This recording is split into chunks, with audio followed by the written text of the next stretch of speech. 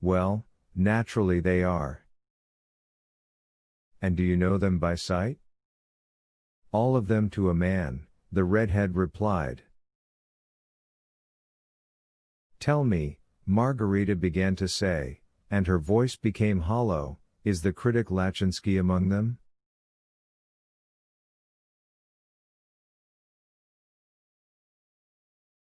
How could he not be? The redhead replied. He's there at the end of the fourth row.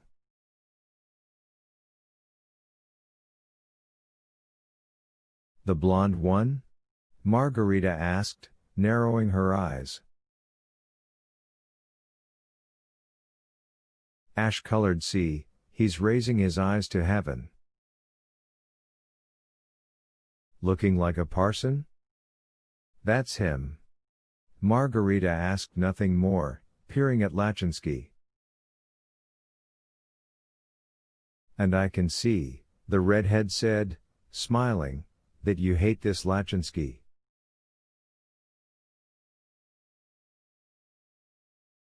There are some others I hate, Margarita answered through her teeth, but it's not interesting to talk about it.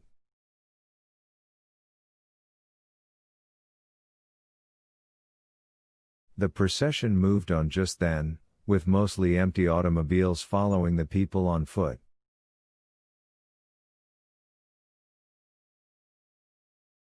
Oh, well, of course there's nothing interesting in it, Margarita Nikolaevna.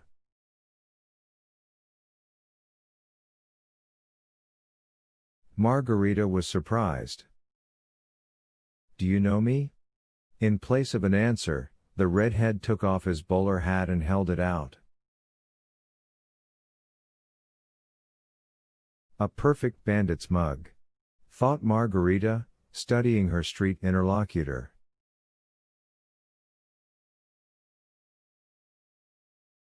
Well, I don't know you, Margarita said dryly. Where could you know me from? But all the same I've been sent to you on a little business. Margarita turned pale and recoiled. You ought to have begun with that straight off, she said, instead of pouring out devil knows what about some severed head.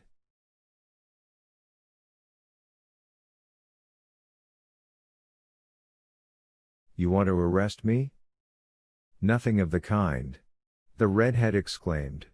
What is it? You start a conversation, and right away it's got to be an arrest.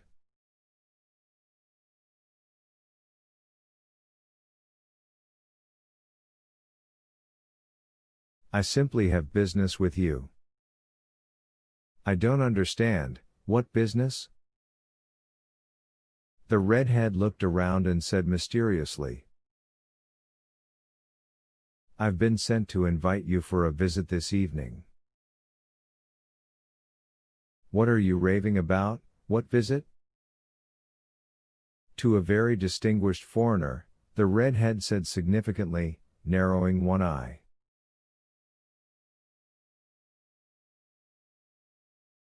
Margarita became very angry.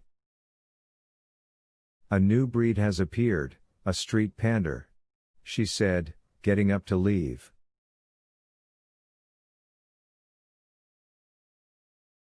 Thanks a lot for such errands. The redhead exclaimed grudgingly, and he muttered fool to Margarita Nikolaevna's back.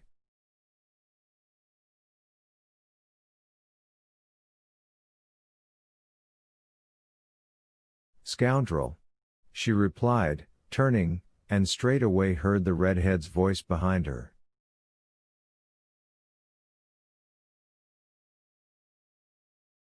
The darkness that came from the Mediterranean Sea covered the city hated by the procurator.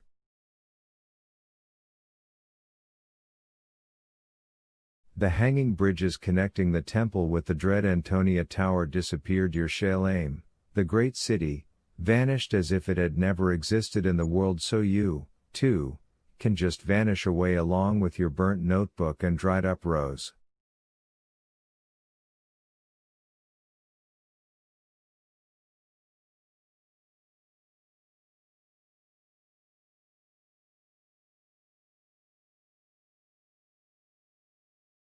Sit here on the bench alone and entreat him to set you free, to let you breathe the air, to go from your memory.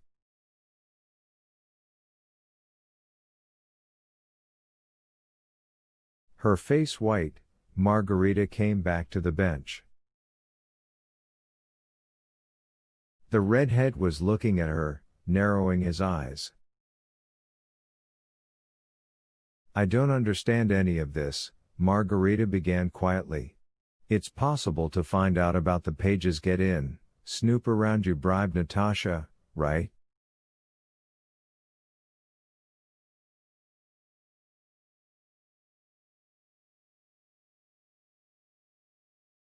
But how could you find out my thoughts?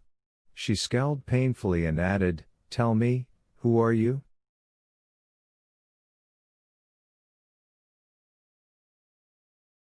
From which institution?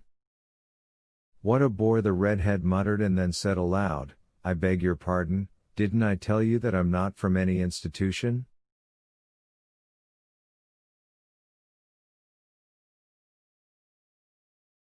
Sit down, please. Margarita obeyed unquestioningly, but even so, as she was sitting down, she asked once more.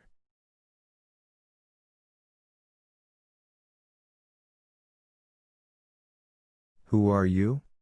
Well, all right, my name is Azazello, but anyhow that tells you nothing.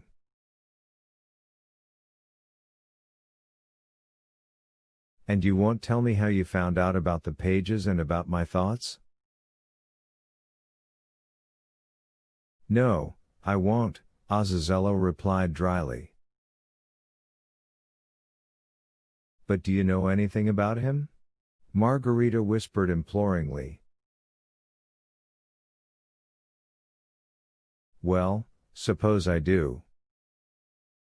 I implore you, tell me only one thing, is he alive? Don't torment me. Well, he's alive, Azazello responded reluctantly.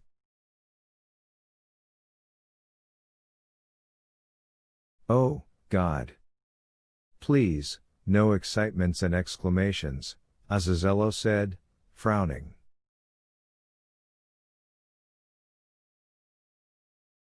Forgive me, the now obedient Margarita murmured, of course, I got angry with you.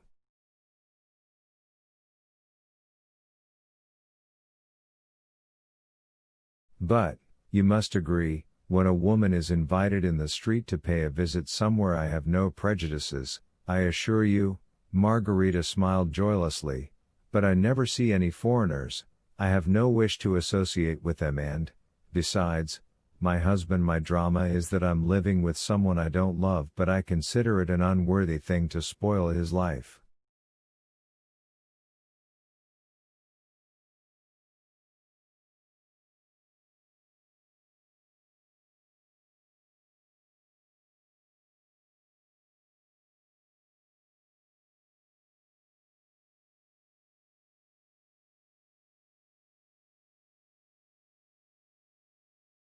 I've never seen anything but kindness from him.